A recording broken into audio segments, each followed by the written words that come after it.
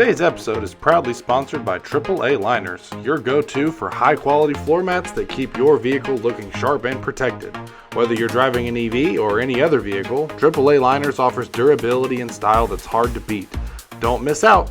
Click the link in the description to grab your own set of mats and use coupon code 10WATT10, that's 10 W-A-T-T 10 for a special discount. This offer is valid through August 31st, 2024. Welcome back to Turn Down for What, your source for EV news and updates. Like and subscribe for more content like this episode. Let's dive on in. All right, guys, welcome back to a special episode of Turn Down for What. Today, we are privileged to have one of the coolest group of guys in the Tesla community from Tesla Owners Club Silicon Valley. They just had a summit, if you will, a collaboration with our own Jim Farley from Ford out here at Laguna Seca. And the three of these guys got together for a little bit of the inside scoop, breaking news. No one else heard it but them. We are here to get the whole story from the whole group of guys. Cannot wait to hear this. Talk about being in the room where it happened. I feel like we need to make a musical out of this, get to Broadway, and find out the future of EVs may have very well taken place in that room. And we are going to learn about it together. And Jim, if you're listening, we had serious FOMO, so thanks for the invite. Absolutely. I was like getting messages, and I'm like, what is going on? There's a whole lot of Tesla energy happening, and now I'm going to be the NACS to CCS adapter for this conversation, and we are going to find out everything that they are allowed to tell us anyway. The secret stuff. I mean, what a room though! You get the titans of the California industry all together with Jim Farley, and you weren't in the room. I wasn't in the room. I mean, that's a round table to sit at for sure. Yeah, and it's not unfamiliar with these guys because first of all, John already hangs out with Elon Musk, right? Like this is already something that occurs just on the weekend, right? They just hang out together. and then I'm like, this can't get any cooler. And suddenly here is like Sandy Monroe hanging out with these guys, and they're having a good time. So this is like things come in threes, right? This is just the trifecta. The Mount Rushmore is being built, and so this is going to be an exciting conversation, guys. Who wants to give us the origin story? I guess let's start there. How is it that this whole thing came to be? Because I believe it started before Laguna Seca. It was well before that. Who wants to kind of kick that off? Yeah, and I know, I think, Sergio and I think even yourself, you guys have met Jim on various occasions, but this one, we had actually asked him as we branched out from kind of being Tesla Takeover, at least in the US, to X Takeover. We had asked him on X, hey, you should come be a keynote speaker at the X Takeover. And surprisingly, the great thing about X, which is kind of unmatched on other social platforms, you get direct access to some of the most influential people. And he responded, yeah, I'll come.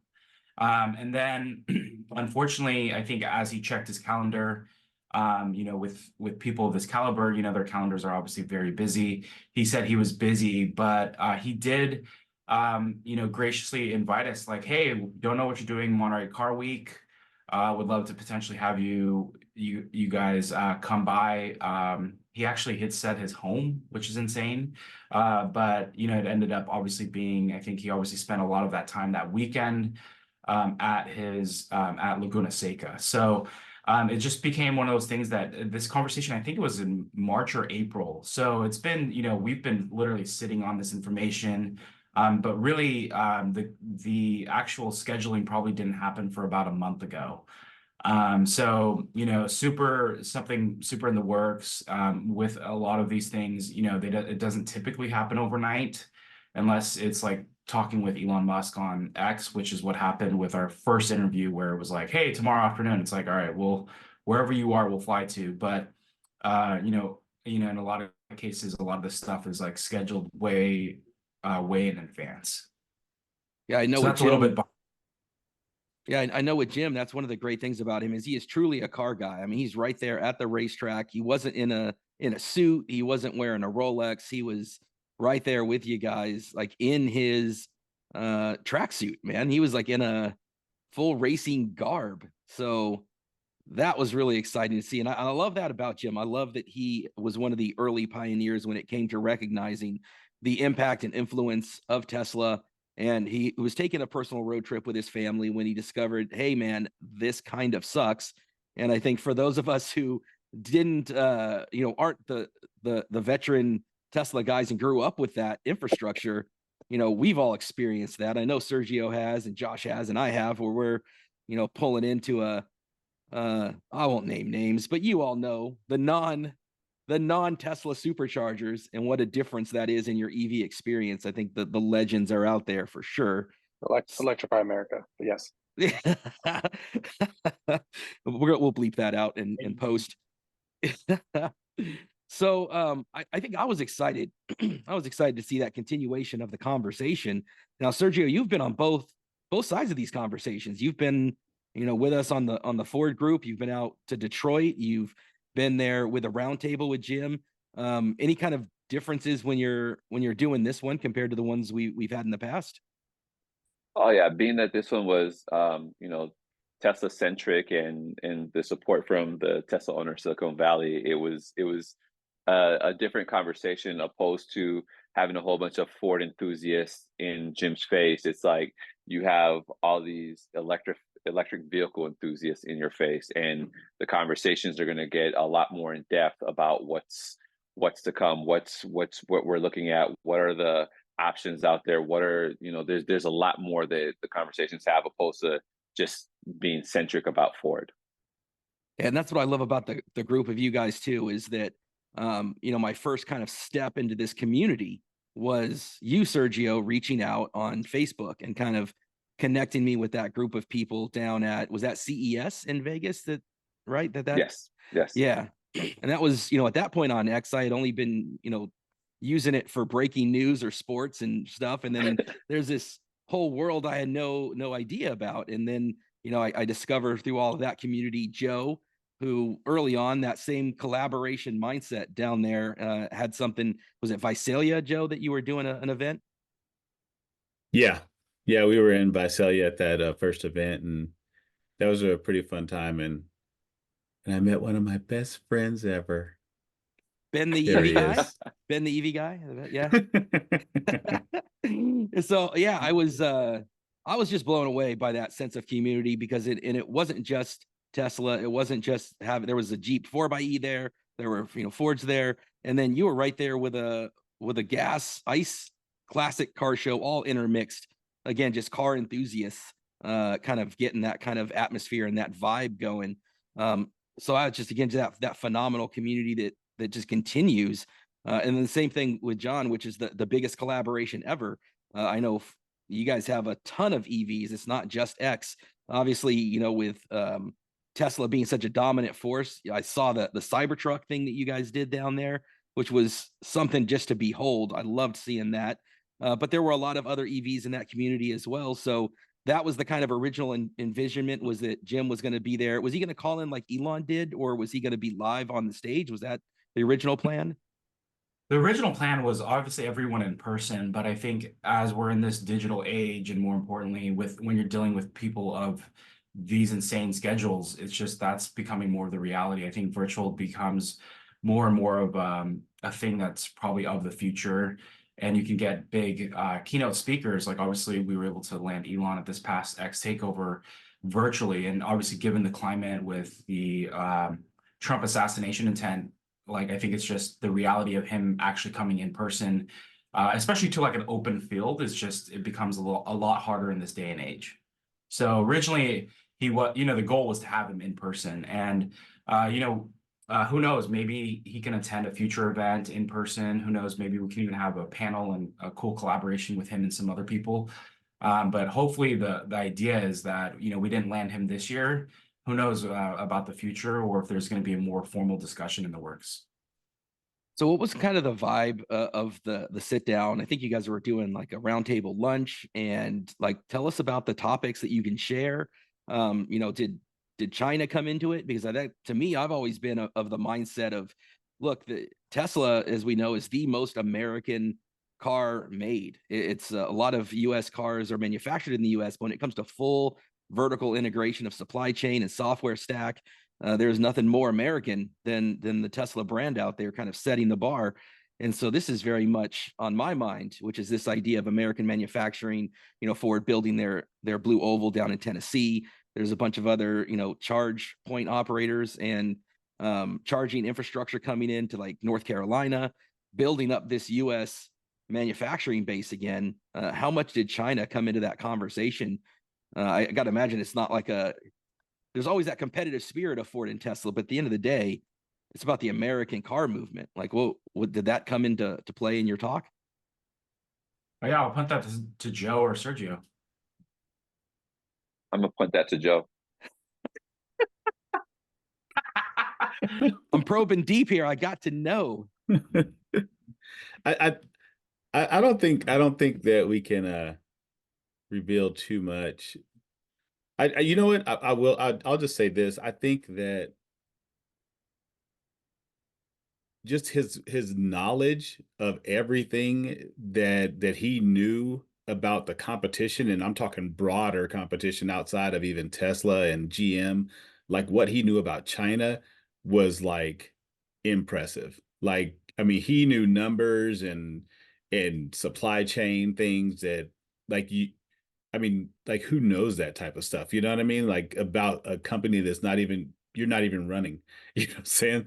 So I just think like just on a broad spectrum of everything that he revealed and everything that he talked about and how knowledgeable he was, it was just like so impressive to be around a person of that stature and just being so open and honest with us. It was just really, really, really good day. I love that And you guys I'll, were. I'll Go ahead, Sergio. I was gonna say, and I'll add to what Joe just said as well. It's like, you know, one thing about Jim in the conversation is he isn't just I pulled this up on the internet. He was boots on the ground. He's out there and actually getting the intel himself, like and not just having it fed to him. And so in our conversations, you know, he chatted about being out there and being present. Yeah, I mean, I'm barely scratching the surface of my knowledge of the China market. I think everybody knows BYD. I've seen BYD buses around the Bay Area just from the Facebook that we have here driving around. Everybody knows they're kind of the juggernaut that is out there, kind of in the worldwide market. Just kind of getting familiar with Xpeng, and then there's Geely out there, who I thought that was a Ben Affleck movie. I was like, had to kind of learn about them, but they're kind of like the GM almost of, they got their hands in a whole lot of stuff, Volvo and Polestar and a bunch of others. And so I know he's been to China and he's seen this stuff firsthand in the Beijing auto show. Yeah. I heard a lot of stuff coming out of that, and I've seen like the fake Model X's and stuff that they kind of make out there. And I think what was great about Tesla is they were the first car manufacturer to go out there and not be required to have a Chinese partnership. And so that was a first in that market. And I think that just shows how much the Chinese market has matured, because that's where they learned a lot of that stuff, was those collaborative approaches to the marketplace. And now I think we find ourselves where we almost need to collaborate here in the US. And I love seeing that that's what Ford is starting to do. And I think they're on the forefront of that.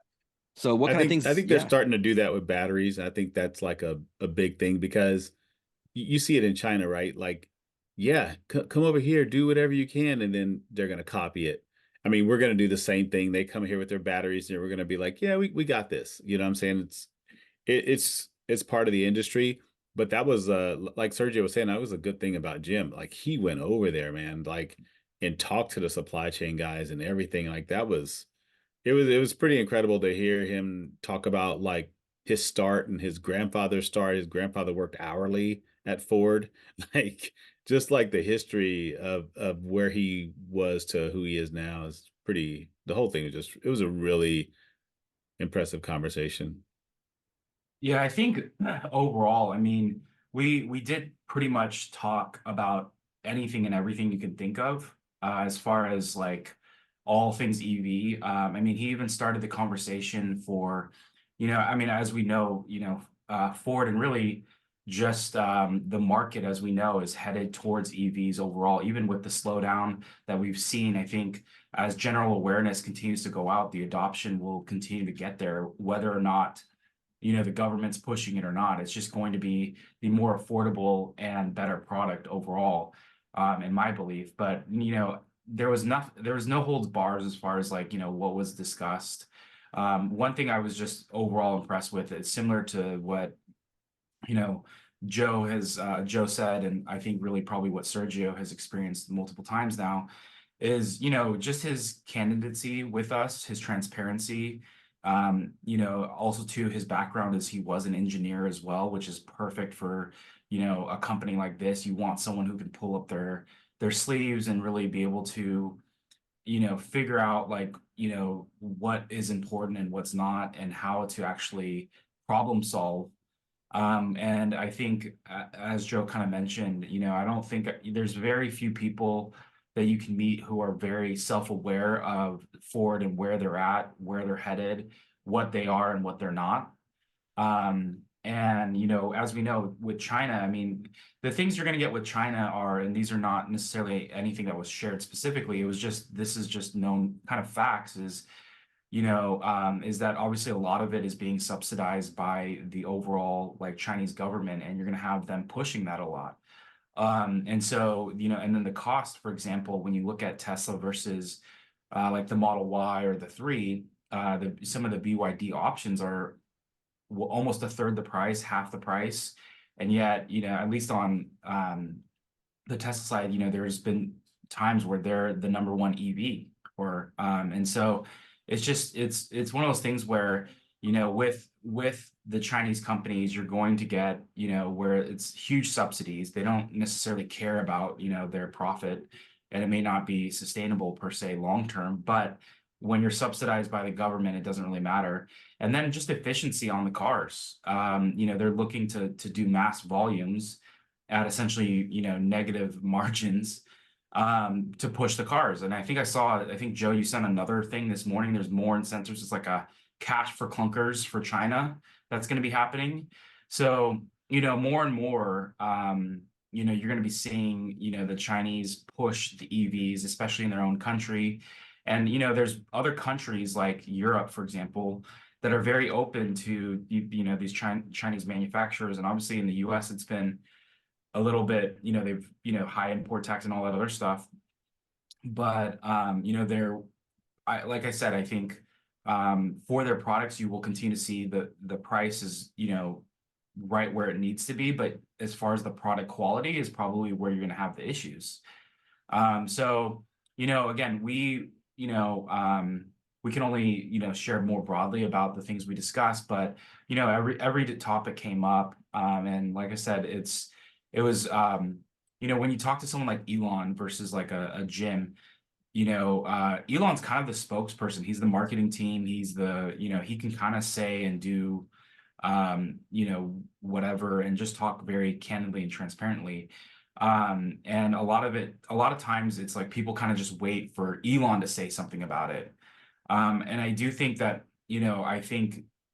Jim is very much kind of in that same field, but obviously within reason, because again, he's coming from, Ford is just a different type of company than a Tesla, for example, where they don't have these big comms teams or communications teams. Like Elon's pretty much it, let alone these big marketing teams. And so you kind of just you'll get that, those different approaches. But talking with someone like Jim, he, again, like I said, I was just really impressed with his transparency, his candidacy, and just how self-aware he was of the market, of the global market, even the Chinese market, and ultimate, even the US market, but just also like, this is like our bread and butter. This is what we're really good at.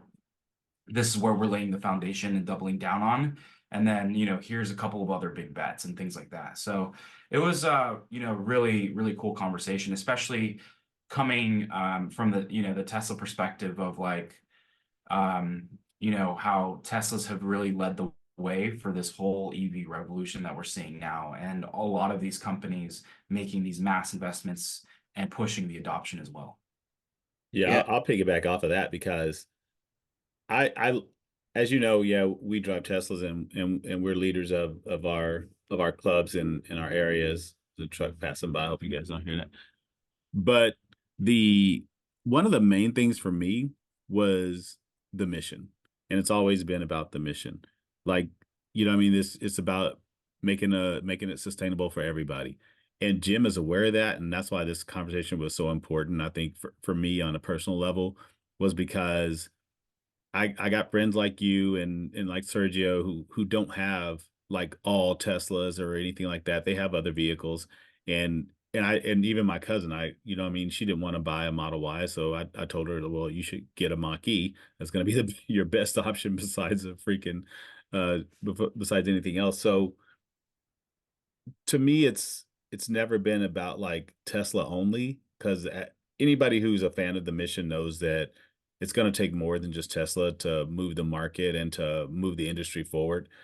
And if you're like not betting on everybody to success, then you're just not paying attention and you're just not being realistic to the market and you know what I mean just the greater TAM of it all. So that's why I liked having this conversation. I liked his headspace. I like that he is like you said, boots on the ground. He's like in it, and he's like not gonna let Ford fail for anything. He's like serious about the future.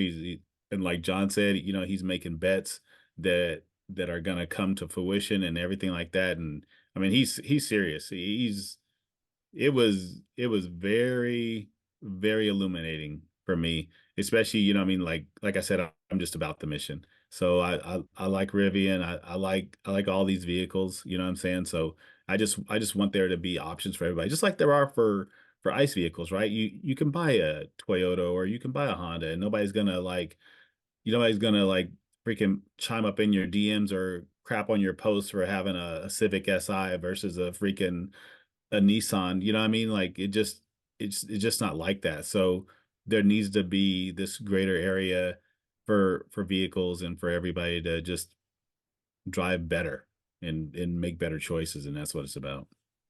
Yeah, I love the idea of driving the technology and get away from the politicization of it. We just had a conversation recently centered around that, kind of coming off of the Elon conversation that he had.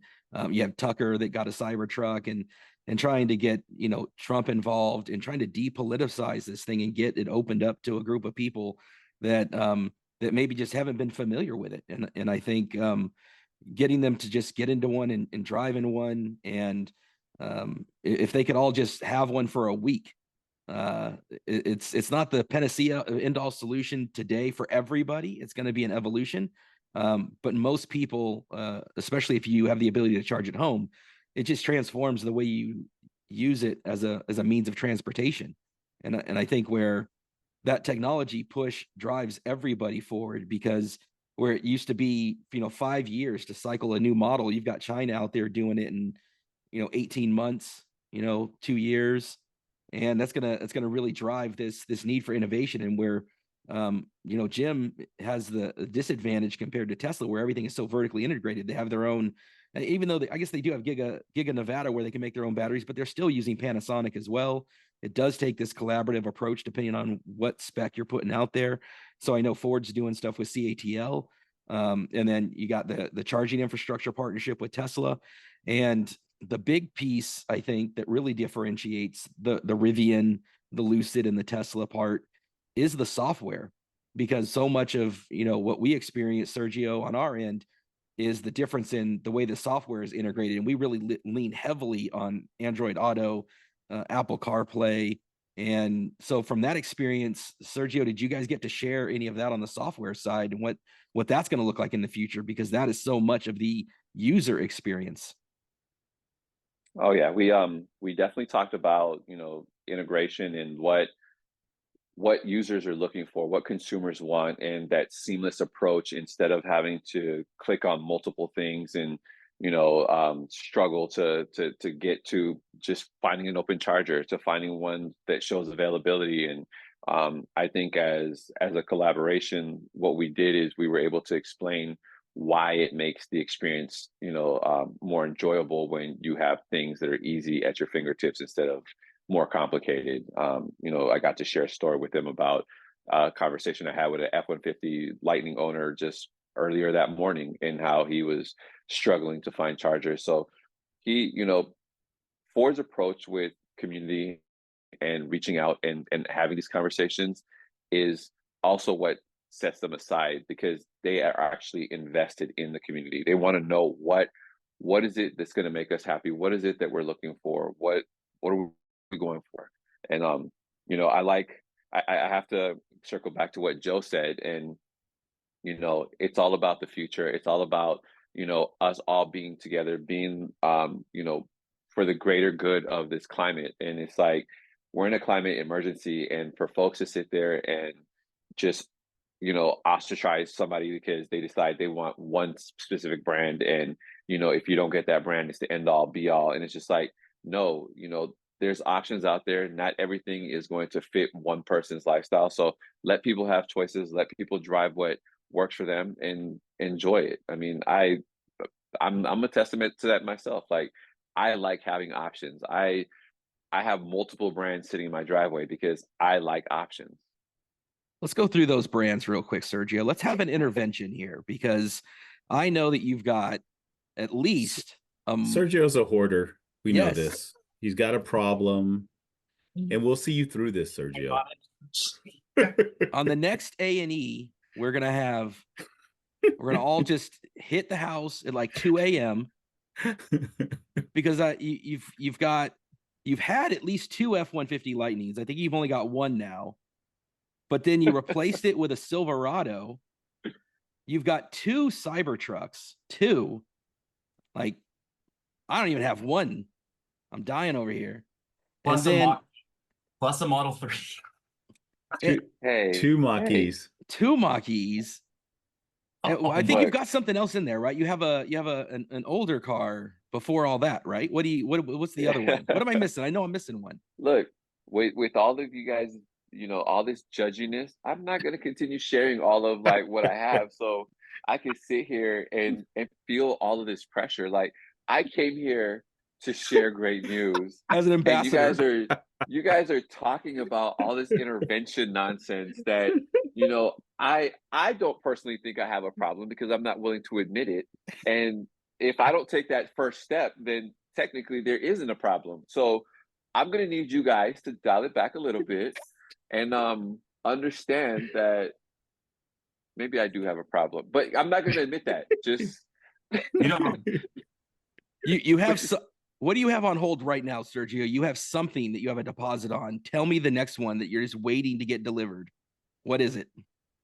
Oh, I can't tell you that one, but I do have something fun on hold. But I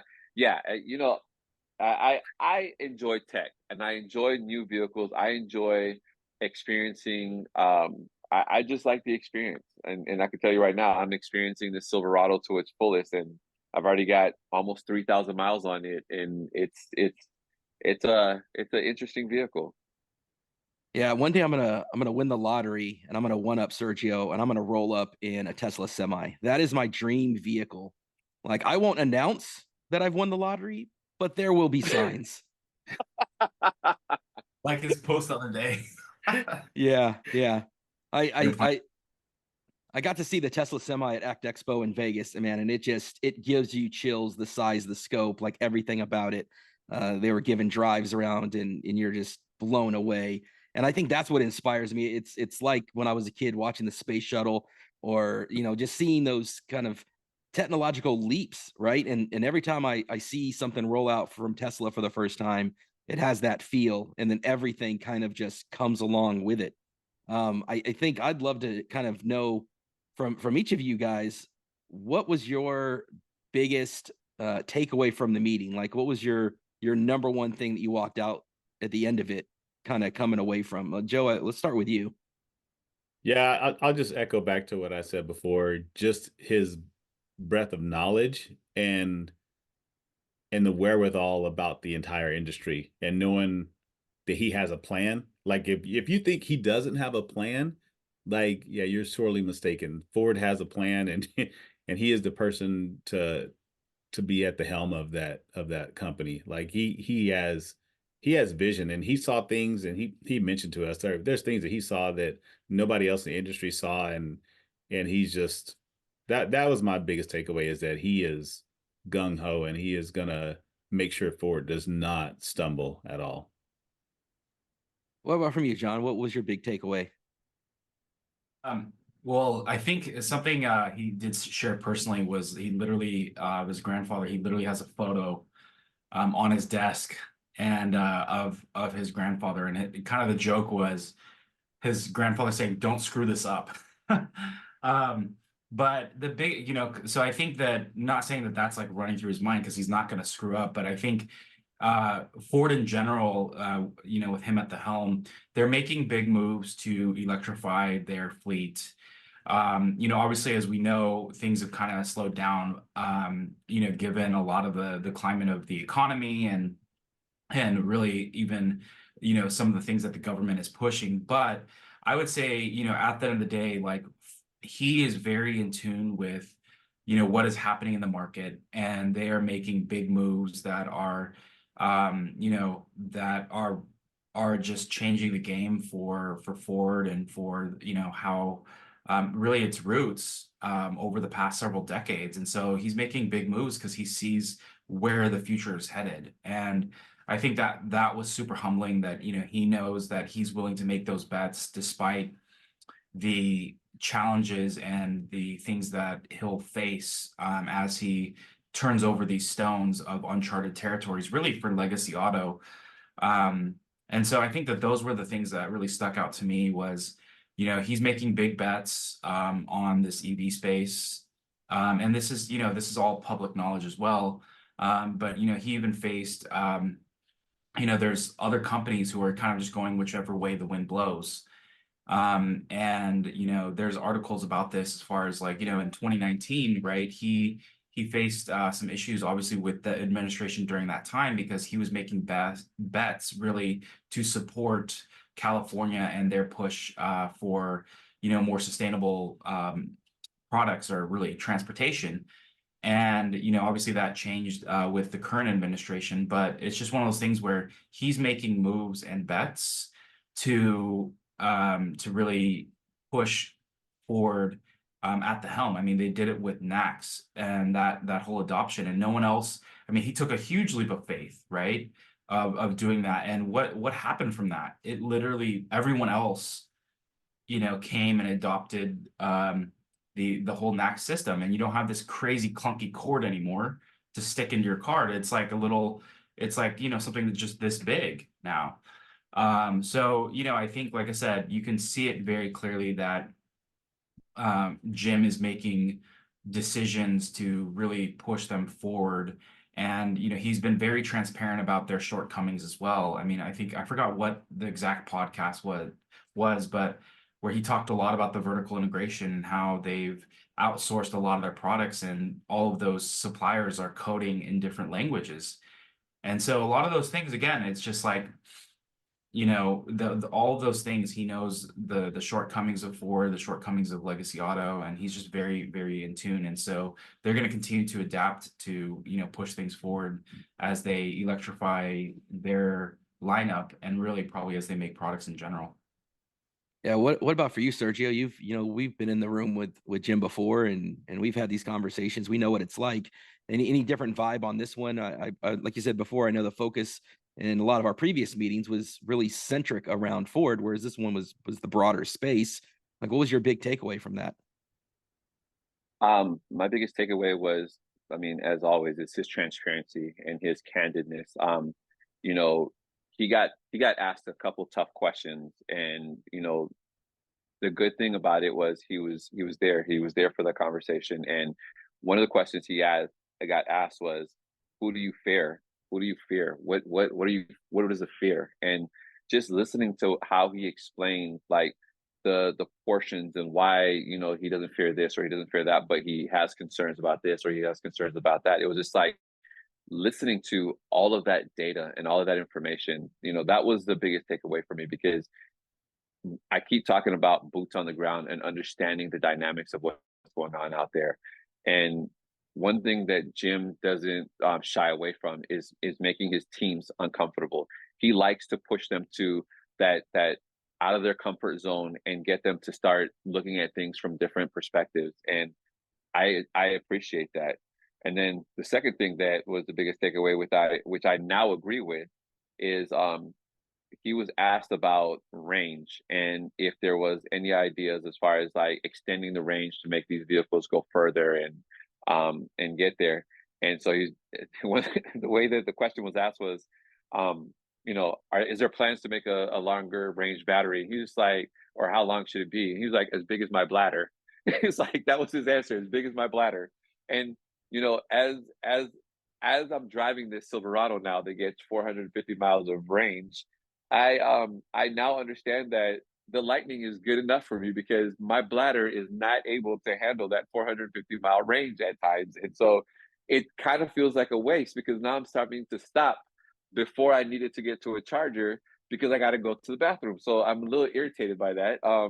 But then I'm happy that I have the range. So it's kind of like, it's a lot of it was a lot of great conversation, a lot of fun points. And I mean, the guys here will tell you we really, and we were only given a small amount of time, and I think we probably doubled the time that we were supposed to have with him. Like we were there over an hour having conversation.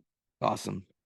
And I think the unique thing about Ford is just how people they always think about the US market, but they've got a worldwide market to serve where something like the Lightning isn't really on the radar of places like Australia or South America or Asia. There it's more the Maverick and the Ranger. And I know for me being in the fleet side of things on my 9-to-5, I've got a Ford E-Transit. And so there's so much, and we know how much that E-Transit needs to go every day. And I don't need to be buying a 200 kilowatt hour battery. I've got to put that money elsewhere. And but again, that's the market. The market needs a place for a Porsche Taycan, for a Lucid Grand Touring, for the Silverado. All of that kind of needs to come into play as well.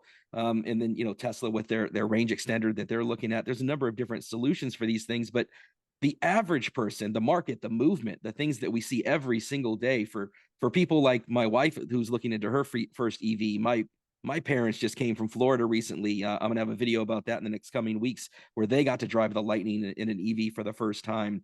The average American, we need to have solutions for those folks, and we need to have solutions that go around the world and solutions for business. Did they talk about that? Because that's a big part of what Ford needs to do, is not just America centric. Like, can you tell us a bit about maybe that conversation? Oh, he had a whole lot to say about that, and you're absolutely right. When it comes to folks like yourself, where you mentioned that E-Transit, Ford Pro knows their customers, and their customers know what they want and what they're going to need. And it does come down to consumers overbuying their battery. Like they overbuy, they get more than they need, and it's unnecessary. Opposed to the commercial side, where it's like what you need, so you're going to say, oh, we only need a battery that's like 95 kilowatt hours because that's what we're going to need in order to get our job done for the day. You're not going to go buy 200 kilowatt hours just to say you have that buffer. It's like, it's pointless. You're wasting money. And so he did talk about that. And he talked about the market as far as trying to find out, where is that happy medium, how to make that all work with a, like you mentioned, a globe way of thinking. It's not just America. It's not, it's much wider than that. So he did go in depth about making sure that the folks are getting what's needed for them. We talk a lot on this show about the affordable EVs and how we need more of that. And I think the GMs of the world, they had a great one with the Bolt, and then that kind of got pushed to the side a little bit, and they have the Equinox. But there's not, the Tesla Model 3 is really one of the most affordable vehicles out there, especially the used market has some decent ones that you can really still get. I think it shows some of the differences. There was a great episode recently where Kyle Connor took a friend out, ironically, to a Ford dealer to get a used Tesla Model 3. And they drove out there and found this great deal on one. And it was, they got it under that 25,000 mark, which then qualified it for a couple different discounts. Ultimately, if they got all the discounts, it was going to be like a $17,000 Tesla Model 3, and it was remarkable to watch them go in and do and it was a performance. It was a performance as well. And they could go into the software and they could do a whole test, and they could do like heat and cooling for the battery. They could see all of the different tests that it could do. And it was amazing to just see it transferred onto the app, but yet it still took hours to go through all of the back and forth of the dealer experience. And so I think it's interesting to see these worlds collide. And when you see the Tesla experience, and then you see hopefully what Ford's future is going to be in that, I think that is the kind of exciting thing. And that's where they're really well aligned, I think, on that affordable vehicle and getting it into the movement. Did they have any conversations about Ford and the affordable EV? Because the Lightning is still, even at its XLT trim, a very expensive vehicle. E-Transit, also expensive vehicle. Mach-E is still up and above, certainly the 3 and even above the Y. Kind of sits up there at a mid tier. Was there? I know it's a big thing for Elon. Is the smaller affordable vehicle? What about for Jim? Did you guys have a conversation around that? Yeah, I'll say it again, man. He is very aware of the market, and he highlighted all those things that you mentioned, and like Sergio said, he went into depth on a lot of that stuff. Like I said, he has plans, big plans, and things are going to happen. Like, you think you have to worry, but you don't have to worry. Share the plans. Share the plans. We're a small podcast. It's okay. Share it all. What do you got there, John? Chime in. You're itching to share the plan. I know it. I can see it. No, I mean, I think, that's everyone knows that in the market. They know that, I mean, Tesla has been very clear that, they want an affordable, they want to go down further downstream. And that's why a lot of these companies like, the Rivians, the Lucids, I mean, even, Porsche's not really, that's not really their model. But you start at the high end and you work your way down. And I think that, obviously the Chinese companies have these insanely affordable cars, especially in their markets. And so I think that the US knows that they produce something in that space, because there also is a big gap in, affordable EVs right now. There's some companies that are doing better than others. But for example, GM, I mean, they've put out affordable EVs, and then what do they do after like 2 years? They stop them, the Volt and the Bolt. And so I think that's the biggest thing, is being able to strip out all of these costs, and getting something affordable. And so I think that the affordable EV is on everyone's mind. It's still an area that, people are fighting for the space and trying to get to market. There are some options out there like the Hyundai Ioniqs and some of the Kias and some of the other ones, which are decent vehicles, as far as like what the offering is and the range and stuff like that. But I still think that there's still a lot of room right now for, someone to really like lead that space. And so it's very top of mind for a lot of these car companies. And I believe Ford's going to be, obviously they're trying to get in that space too, obviously, but I think a lot of companies are fighting for that space. Well, guys, I love hearing about it. I'm jealous that I wasn't there. I told Joe I wanted to be his Flavor Flav. I'd be his hype man. I just want to be that guy. Like, I'll hold the door open for you. I'll be like, this way, sir. Like, I just want to be in that room one day. So looking forward to the next time Jim is in town. Where do the folks find all of you? Let's kind of go around the horn. Sergio, when people want to go follow your adventures with your 17 EVs from coast to coast, where do they find Sergio? It's like finding Waldo. Just look outside. I'm kidding. Yeah. No, mostly I post on X. If you want to find me on X, it's under LiftGift, LYFT, GYFT. Primarily that's where I post. I'm trying to be better at using other networks as well, but that's generally where I post all my fun and all my adventures, and that's where you can catch me. And then John, like you're worldwide, man. You're all over the place. So where can they find you? No, yeah, just search Tesla Owners Silicon Valley in Google or Tesla Owners SV, that same handle across all of our handles, or teslasiliconvalley.com. So either one of those. Yeah, and you got Instagram, I know, TikTok, I believe, and then the website is great because even though you may not be a Tesla owner yet, or you just may have a fascination with it, but I believe you can go to the website, John, and sign up and get the newsletter and get the different events that you guys have. You have a great connection with St. Jude, I believe. Yeah, feel free to just go check us out on our website. But yeah, get connected. It's for, like, at the end of the day, kind of similar to Joe. Obviously we are a Tesla owners club, here in the Silicon Valley. But at the end of the day, we're open to all EVs, all enthusiasts. At the end of the day, can show up to our events. So we're not gonna, be like, hey, you got to park over there. I mean, we've even hosted events. We had one at Unplugged Fremont recently.